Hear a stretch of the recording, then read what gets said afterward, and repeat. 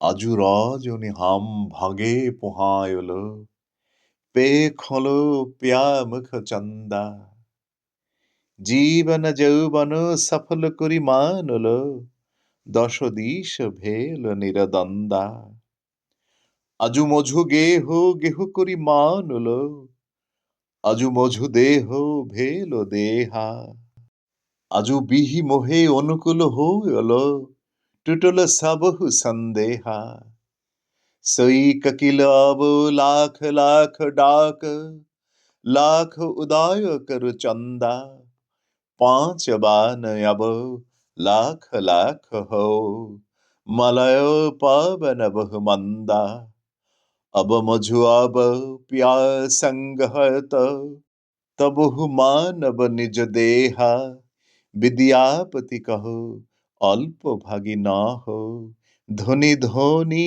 তোয়া নবলেহা। মধ্যযুগের শ্রেষ্ঠ পদকর্তা ব্রজবুলি ভাষায় লিখেছেন এই পদ। গান্ধার শ্রীরাগ ভাব সম্মিলন। শ্রীমতী রাধা তিনি আজ নিজের দেহকে দেহ মনে করছেন। সত্যিকারের এই দেহ যেন মন্দির হয়ে উঠেছে, কারণ তিনি আজ শ্রীকৃষ্ণের দর্শন পেয়েছেন। তিনি নিজের ঘরকে আজ প্রথম যেন গৃহ মনে করছেন। গৃহে আজ কতই না সুখ, তার কারণ তার গৃহে যেন অনন্ত সুখ এসেছে। আহা, তার দর্শন পেয়ে তিনি ধন্য।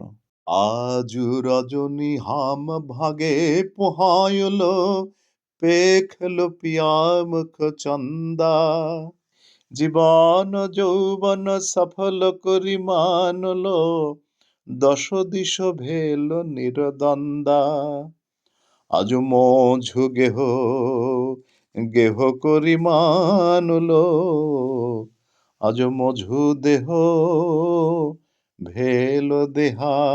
চন্দা বলছেন, রজনী আমার সৌভাগ্য বশত শেষ হলো।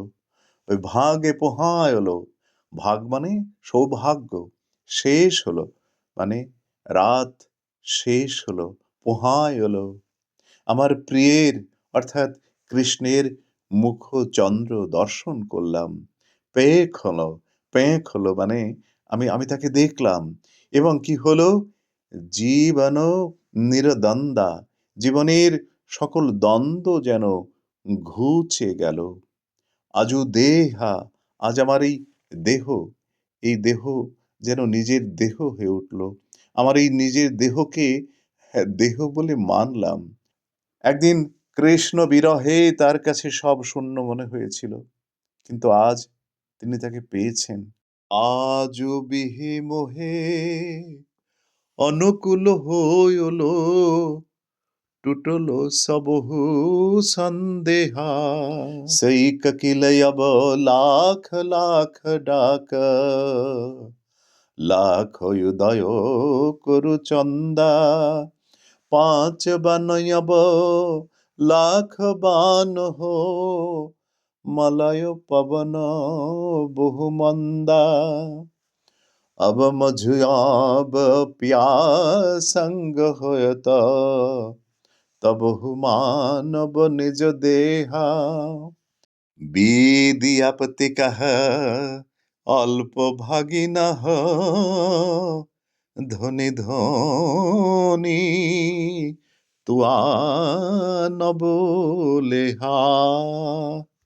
এতদিন বসন্তের মনোরম প্রাকৃতিক পরিবেশ রাধার মনে কৃষ্ণের বিরহ বেদনা জাগ্রত করে তাকে দুঃখ দিয়েছে, কিন্তু রাধা এখন আর কোকিলের কুহুতান, চন্দ্রের কিরণ, মলয় পবন অথবা মদনের পঞ্চবান কোনো কিছুকেই ভয় পায় না, কারণ তিনি আজ শ্রীকৃষ্ণকে কাছে পেয়েছেন।